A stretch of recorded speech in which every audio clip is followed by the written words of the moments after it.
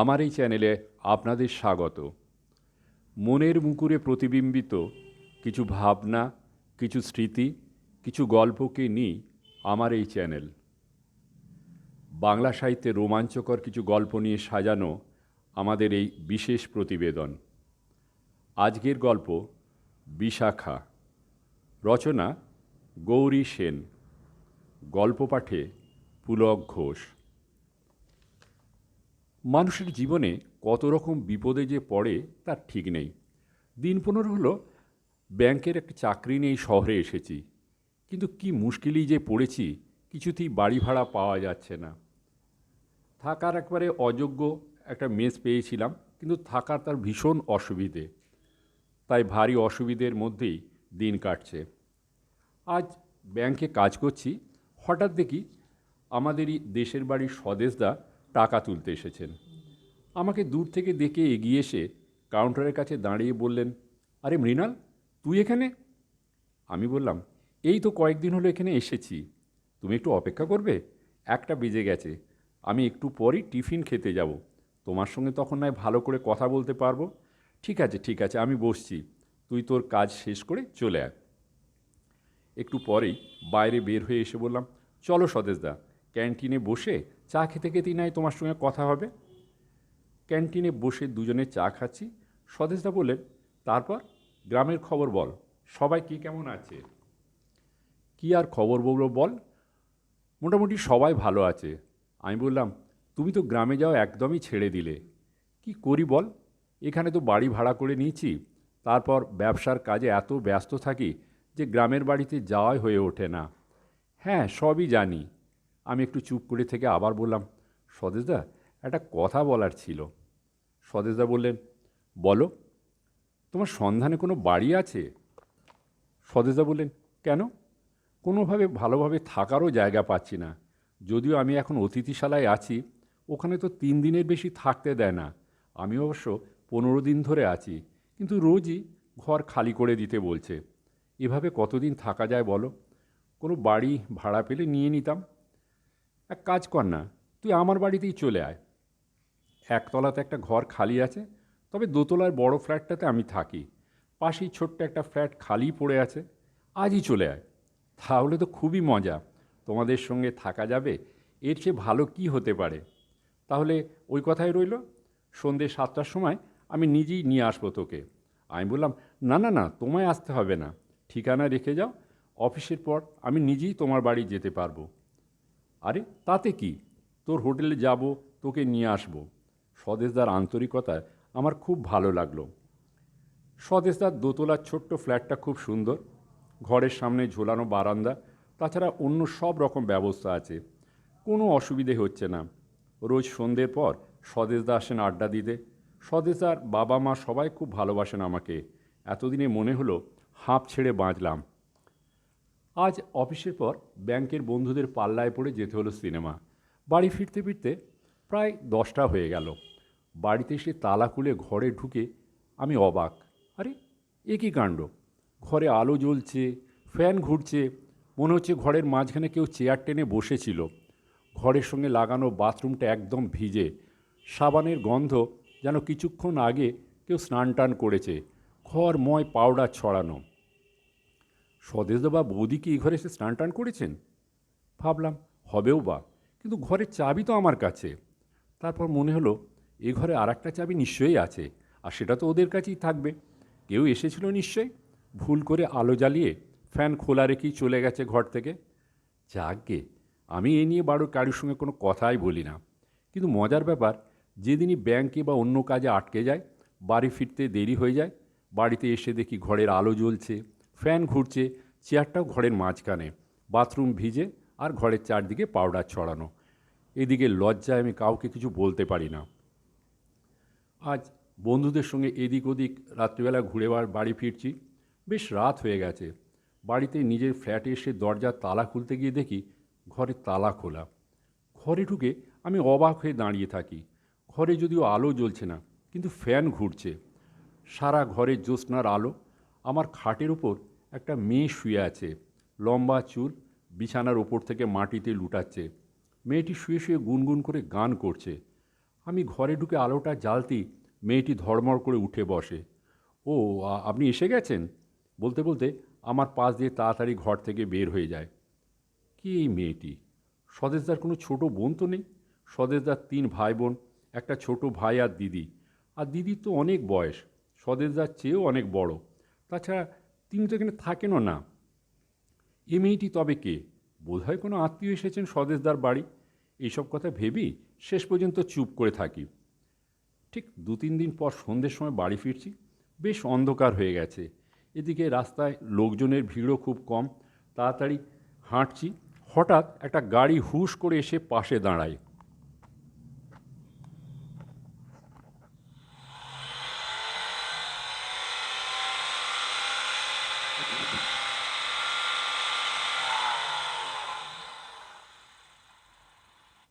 দেখি সেই মেয়েটি গাড়ি চালাচ্ছে। পিছনের দরজাটা খুলে বলল, চলে আসুন, আপনাকে বাড়ি পৌঁছে দিই। আমি গাড়িতে উঠে পড়ি। বাড়ির কাছাকাছি এসে গাড়িটা থেমে গেল, আর আমিও নেমে পড়লাম। মেয়েটি বলল, আপনি বাড়ি চলে যান, আমি এবার বেড়াতে যাব। আজও ঘরের তালা খুলে দেখি ঘরের আলো জ্বলছে, ফ্যান ঘুরছে। বাথরুম থেকেও কেউ কিছুক্ষণ আগে স্নান টান করে বের হয়ে গেছে। বুঝতে পারি যে ওই মেয়েটি এই কাণ্ডটি করেছে। এবার দেখা হলে বলতে হবে মেয়েটিকে যে এভাবে আলো জ্বালিয়ে ফ্যান খুলে চলে যান কেন। কয়েকদিন পর ব্যাংকের কাজকর্ম সেরে বাড়ি ফিরছি। আজও বেশ রাত হয়ে গেছে। তাড়াতাড়ি হাঁটছি, হঠাৎ হর্ন বাজাতে বাজাতে মেয়েটি গাড়ি নিয়ে আমার পাশে এসে দাঁড়ালো। আরে উঠুন উঠুন, তাড়াতাড়ি উঠুন, আপনাকে বাড়ির কাছে ছেড়ে দিয়ে আমি বেড়াতে বের হব যে। এইমাত্র স্নান টান করে এলাম, এখনই তো বেড়াতে মজা। আমি গাড়িতে উঠে বসেছি, গাড়িও চলতে শুরু করেছে। আমি বললাম, শুনুন, আপনার কাছে একটা কথা বলবো। মুখ না ঘুরিয়ে মেয়েটি বলল, বলুন, আপনি কি প্রায় আমার ঘরে গিয়ে স্নান টান করেন? মেয়েটি বলল, হ্যাঁ করি তো, তাতে কী হয়েছে? না, কিছুই হয়নি, কিন্তু আলো জ্বেলে ফ্যান খুলে রেখে চলে আসেন কেন? মেয়েটি এবার মুখ ফেরায় আমার দিকে। তাই নাকি? আমি আলো আর ফ্যান বন্ধ না করেই চলে আসি বুঝি? আমার খুব খারাপ অভ্যেস, জানেন ওটা। কম বকুনি খেয়েছি এজন্যে। আচ্ছা আচ্ছা, আর হবে না। আমি, আরে আরে সামনের দিকে তাকান, একটা ট্রাক একদম সামনে চলে এসেছে। আরে তাকান, গাড়ি সামলান। আ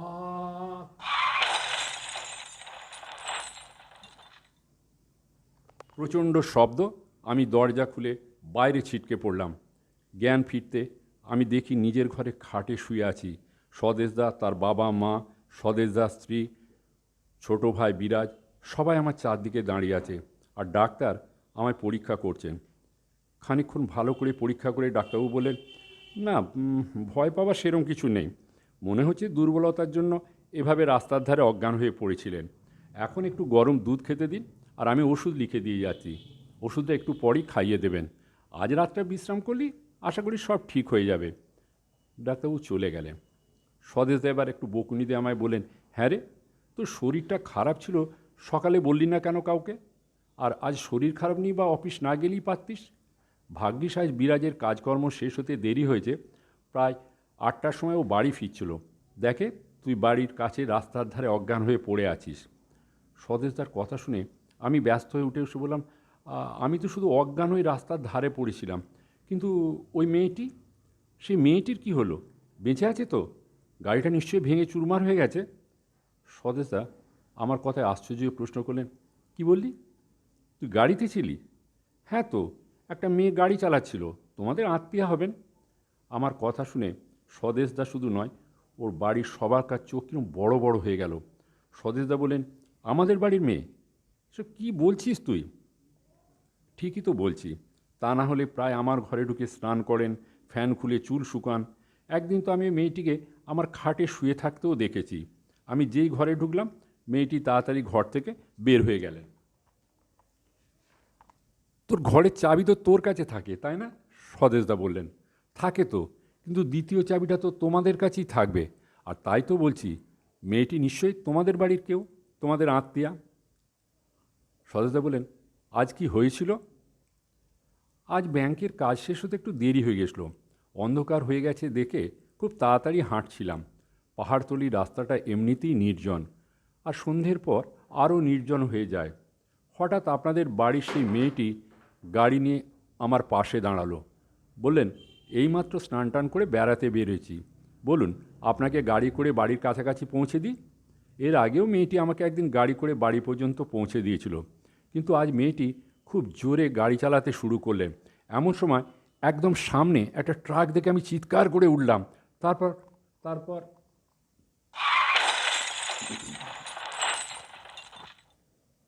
তারপর কি হলো আমি জানি না। স্বদেশদা গম্ভীর হয়ে বললেন, কত বয়স হবে মেয়েটির?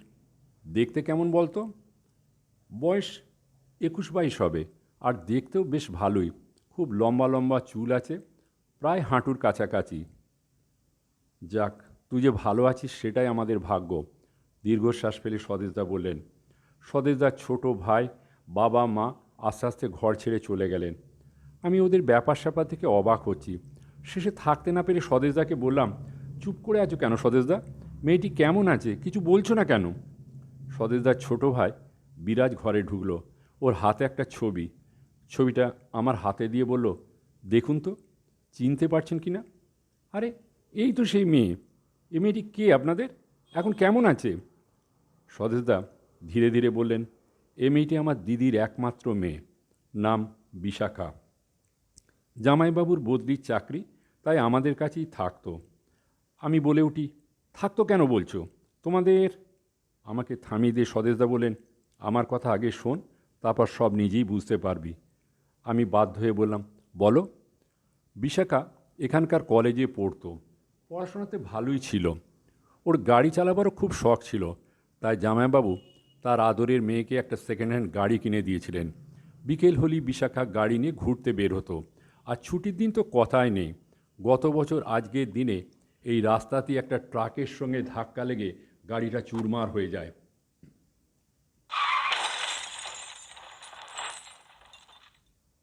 আমি প্রশ্ন করি, আর বিশাখা দেবী? বিশাখা তখনই মারা যায়। বিশাখা এই ঘরটাতেই থাকতো। এরপর বছর 2 কেটে গেছে। আমি স্বদেশদার বাড়িতেই আছি, তবে এখন থেকে একতলায়। স্বদেশদা আমাকে অন্য কোথাও যেতে দেননি। দোতলায় ছোট ফ্ল্যাটটা যেটাতে আমি থাকতাম, সেটা তালা বন্ধ করে রাখা হয়েছে। আমার এ ঘরে কিন্তু বিশাখাকে আর আমি কোনোদিন দেখিনি। তবে মাঝে মাঝে এখনও আমার বিশাখার সঙ্গে দেখা হয়। যেদিন একটু রাত হয়ে যায়, ব্যাংকের কাজ সারা করে বাড়ি ফিরতে নির্জন রাস্তায় বিশাখার হাসি হাসি মুখ বারবার বলে ওঠে, উঠে আসুন, উঠে আসুন, চলুন আপনাকে বাড়ি পর্যন্ত পৌঁছে দিয়ে যায়, তারপর বেড়াতে যাব। আমিও হাসি মুখে হাত জোড় করে বলি, থাক, আমার হাঁটতে ভালোই লাগছে, আমি হেঁটেই বাড়ি চলে যাব। বিশাখা জবাব দেয়, ও বুঝেছি, সেদিন অ্যাক্সিডেন্টে আপনি দারুণ ভয় পেয়েছেন, তাই না? আচ্ছা চলি, টাটা। সঙ্গে সঙ্গে গাড়িটা আমার পাশ দিয়ে হুশ করে বেরিয়ে যায়। যদি আমার চ্যানেলটি আপনাদের ভালো লাগে, তবে লাইক ও শেয়ার করতে ভুলবেন না। সাবস্ক্রাইব করে পাশের বেল বাটনটি ক্লিক করে দেবেন, যাতে এরকম আরও অনেক ভিডিও আপনাদের আমি দিতে পারি। আপনাদের একটা লাইক আমাকে এরকম আরও ভিডিও বানাতে সাহায্য করবে। Thanks for watching.